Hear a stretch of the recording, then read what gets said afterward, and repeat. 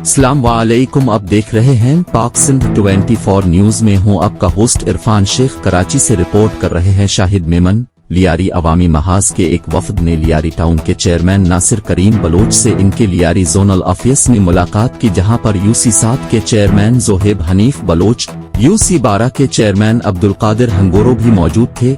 लियारी अवामी महाज के वफद में सदर ईसा बलोच, जनरल सेक्रेटरी अब्दुल खालिक जदरान, नायब सदर Rashid Awan, joint secretary Saleh Mohammad Hangoro, finance secretary Karim Bakhsh, अराकीन मजलिस आमिला उमर बलोच, अब्दुल मुतलिब कसरकंदी शामिल थे। वफद ने टाउन चेयरमैन को याद दिलाया कि government boys secondary school number 2 Lyari के दीवार के साथ वाक़े डस्टबिन की मुंतकली का वादा किया था, इस पर अभी तक अमल दरामद क्यों नहीं हुआ, जिस पर लियारी टाउन के चेयरमैन नासिर करीम बलोच ने कहा कि इंतजामी मसले की वजह से ताखीर हुई। अब सिंध हुकूमत ने तरके की एक कूड़े क्रिकेट गंदगी साफ करने वाले कंपनी से मुआहिदा किया है, जो कि जून के पहले हफ्ते से सफाई सुथराई का काम शुरू कर दे गई और लियारी से तमाम डस्टबिनों का खात्मा करके गिली कुचों सड़कों से जदीद तर्ज पर सफाई का अमल शुरू हो जाएगा। वफद की निशानदेही पर पानी सीवरेज मैन होलों के ढकने, गलियों में लाइट लगाने के लिए फौरी तौर पर अहकामात जारी किए गए।